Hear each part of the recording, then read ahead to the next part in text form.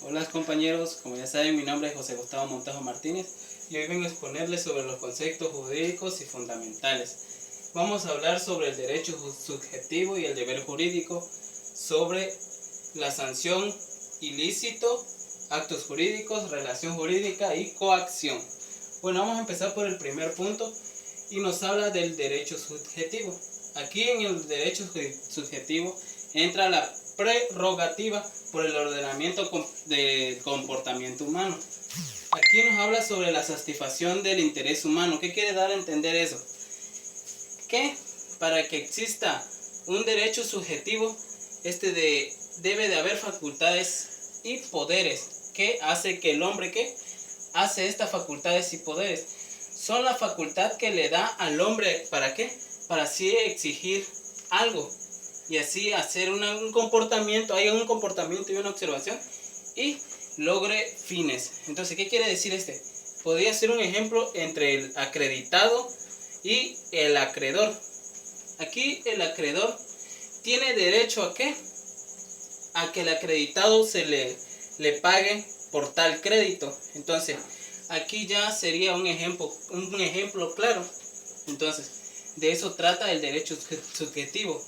Es lo que le da al hombre la facultad y el poder para así poder exigir algo.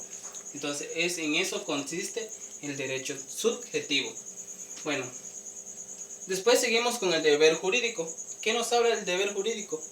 Dice que el deber jurídico es la obligación que tiene nosotros como persona o la sociedad para que así sea respetada y no sea incumplida.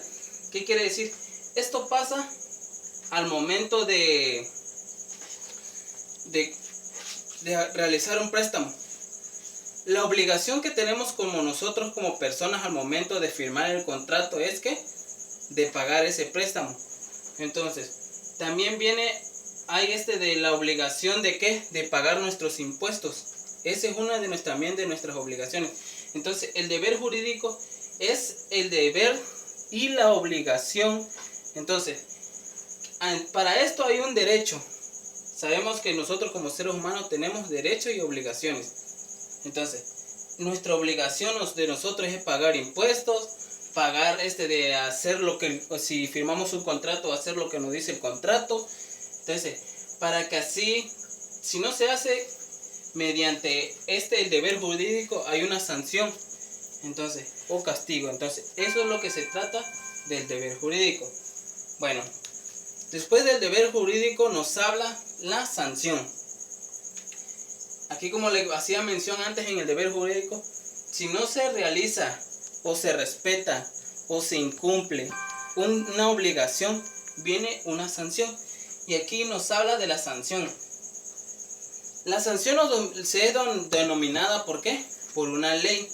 Si una ley no se cumple tal y cual se estipula, entonces tiende a haber una sanción.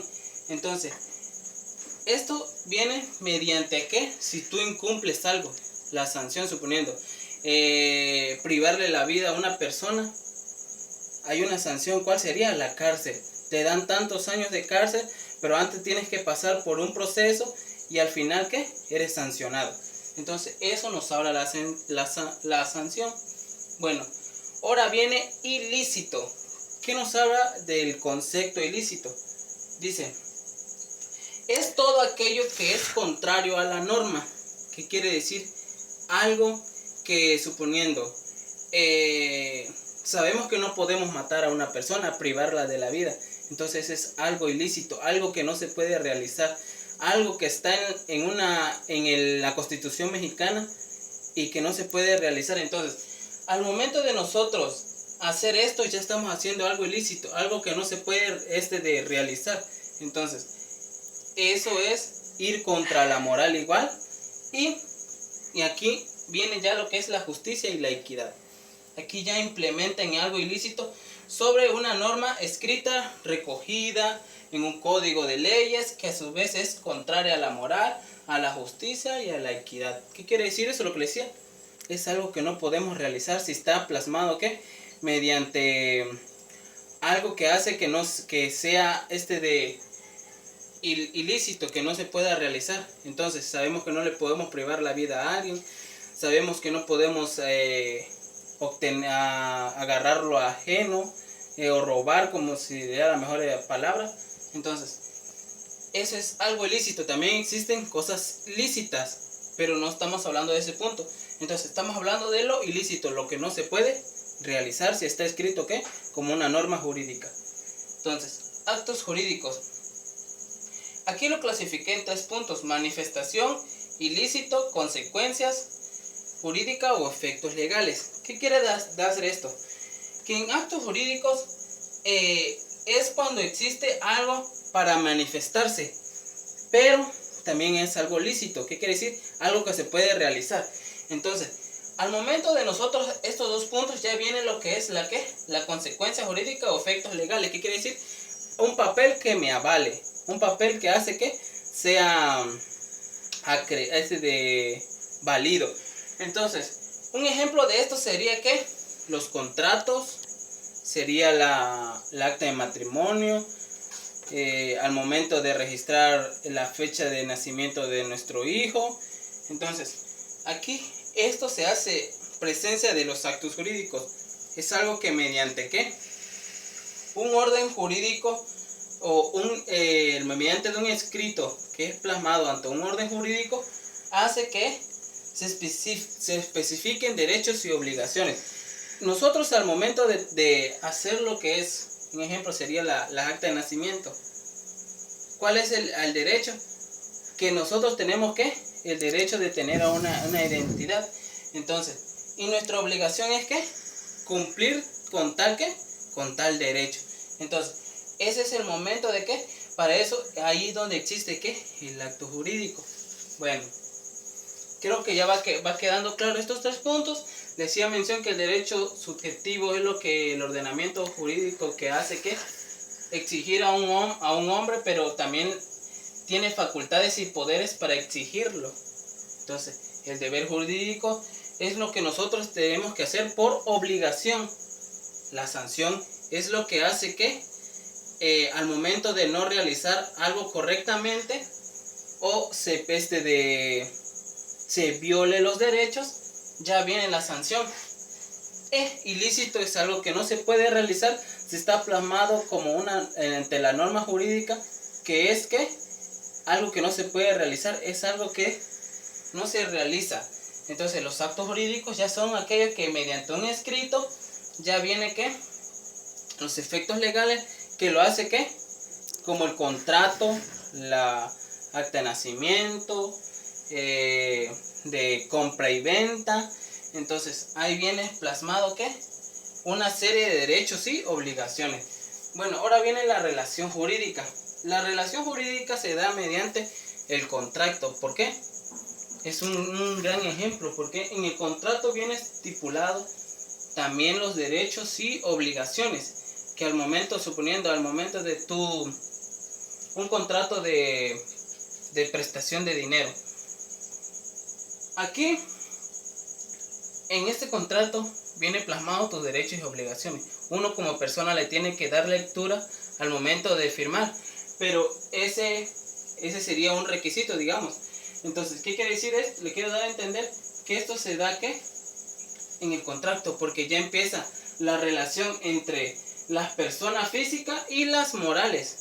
Pues sería entre 2 personas, suponiendo yo empresa y tú persona. Entonces, ¿qué quiere decir? Que tanto como empresa y persona, al momento de firmar el contrato tenemos una relación ya jurídica, algo que ya es mediante las normas. Entonces, aquí es el vínculo que une a 1 o 2 más personas físicas o morales que se encuentran reguladas por el derecho. Lo que le hacía mención, el contrato es uno. Un gran ejemplo, ese sería uno. Entonces, ahora viene la coacción. Se emplea con frecuencia en derecho, es ciencia política y en sociología, para referirse al uso de la fuerza que se impone a una persona para obligarla a decir o hacer algo contra su voluntad. Aquí ya sería es forzar la voluntad de una persona para realizar algo que no es que correcto. Esto se da más que nada que al momento de hacer que una persona al momento del juzgado no sea sancionado tal y como se debe. ¿Por qué? Porque existe que personas que son coaccionadas, personas que hacen decir cosas pero en fuerza de su voluntad. Quizá le dicen que van a matar a su familia si no dicen tal cosa, para que así la otra persona que es inculpada que sea sancionada mal. Entonces aquí la coacción ya entra que la fuerza de voluntad es contra lo que yo quiero hacer, contra la verdad. Entonces aquí en la coacción nos habla de eso. Entonces pues eso sería toda la exposición que me toca a mí. Son conceptos pequeños, espero que haya sido claro. Entonces muchas gracias.